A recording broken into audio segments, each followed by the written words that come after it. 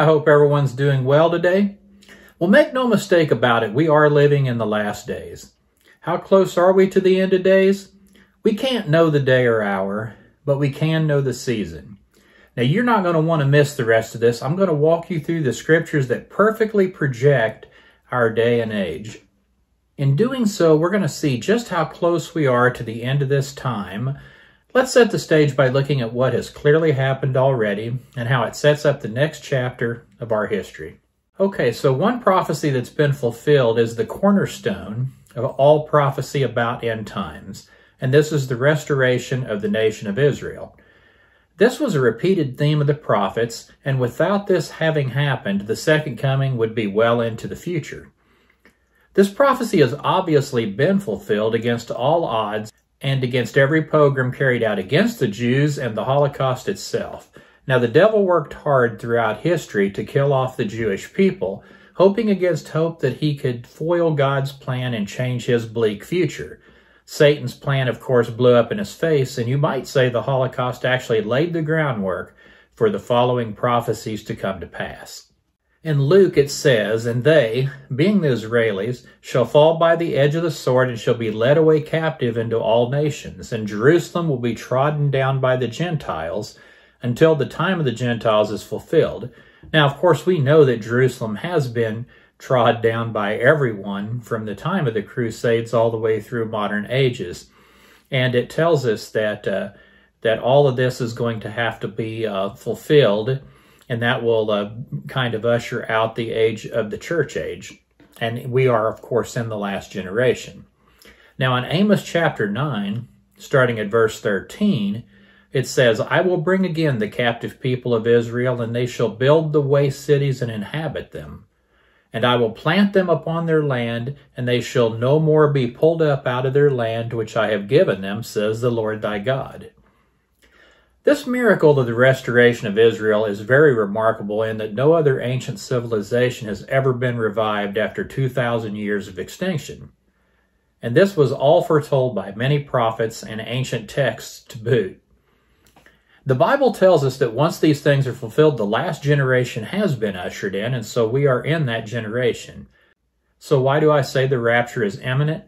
Well, let's look at our current situation and the prophecies that are unfolding even now. So what is going on today that's in prophecy?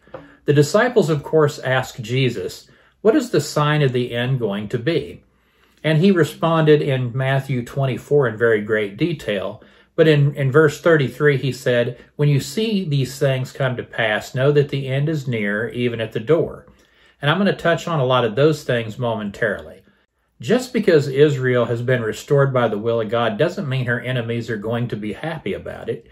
Check out what the prophet Zechariah had to say about this.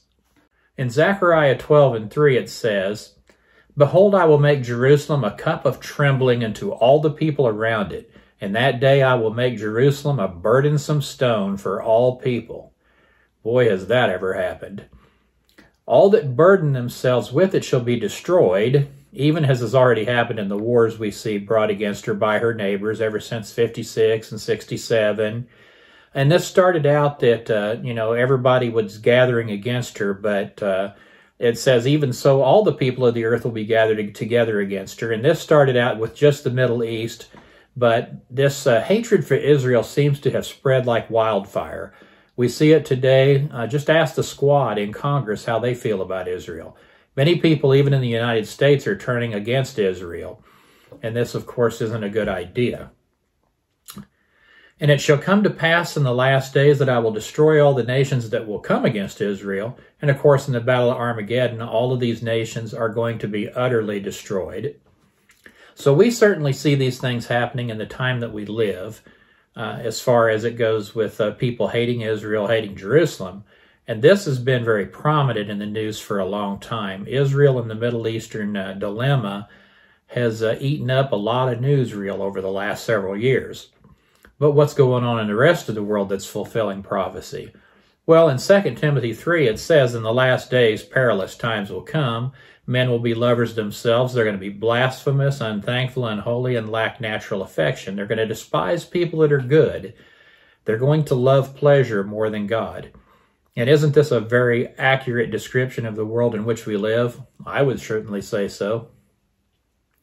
In 2 Peter, it says there's going to be false prophets and false teachers among us that's going to bring in destructive heresies, denying the Lord that bought them. Many people's going to follow the destructive ways, and they're going to use greed to exploit people with deceptive words.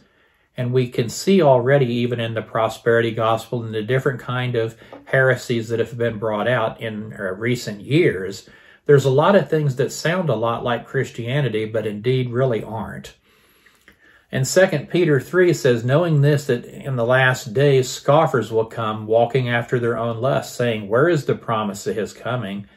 For since our fathers died, all things continue as they were since the beginning of creation. Once people become convinced that Jesus isn't going to return, some obvious things are going to happen. 1 Timothy 4, now the Spirit speaks expressly in the last days, some shall depart from the faith, giving heed to seducing spirits and doctrines of devils, speaking lies and hypocrisy, having their conscience seared with a hot iron. And boy, there has never been a time when people could commit such heinous evil acts and not have even a hint of remorse.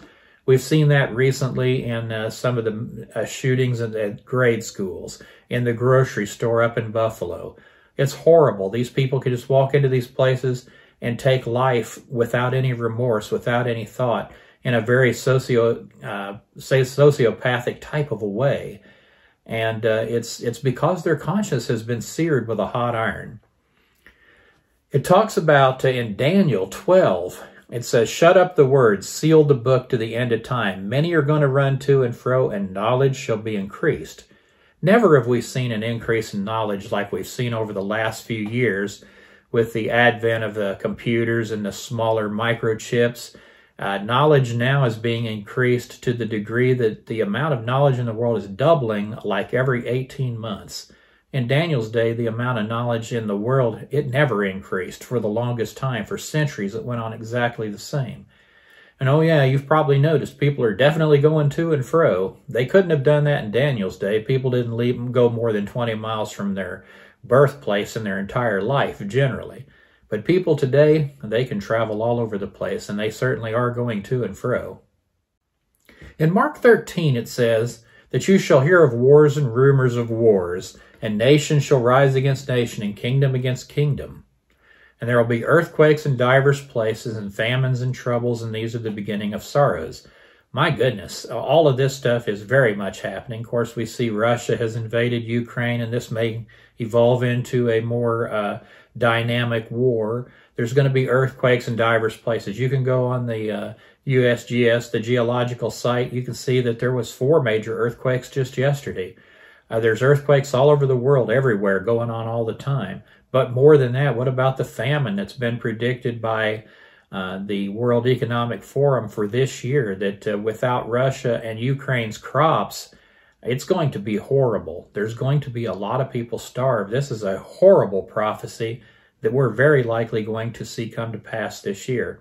Has there been famines before? Of course there has, but not probably to the degree that we're about to see. And what about pestilence? We've seen of course, we saw the COVID-19. Now we're seeing monkeypox. We're seeing all these different kinds of pestilences coming upon the earth. And it seems like as soon as man kind of figures out how to get around the HIV, then something else comes, and then something else comes. And it's one pestilence after another. And troubles, oh my goodness. We have nothing but troubles in this world, it seems like, and things just keep getting worse. Matthew 24:7 says the exact same thing. Luke 21:10, it says the same thing. This is some of the most prominent scriptures. Nation rising against nation, kingdom against kingdom, great earthquakes, famines, and pestilences. These are repeated in all of the Gospels. But before all of these, they're going to lay their hands on you and persecute you and deliver you up. And this meaning Christians. Christians are going to be persecuted in the last days. As we see happening in a lot of countries, especially in China and the Middle East, you see that being a Christian can be a very dangerous thing. And it's becoming more and more dangerous even in the United States. It's coming to a point where a Christian can't say what they want to say, and they can't live like they want to live. If you're a baker, you may not be able to bake cakes for who you want to bake cakes for.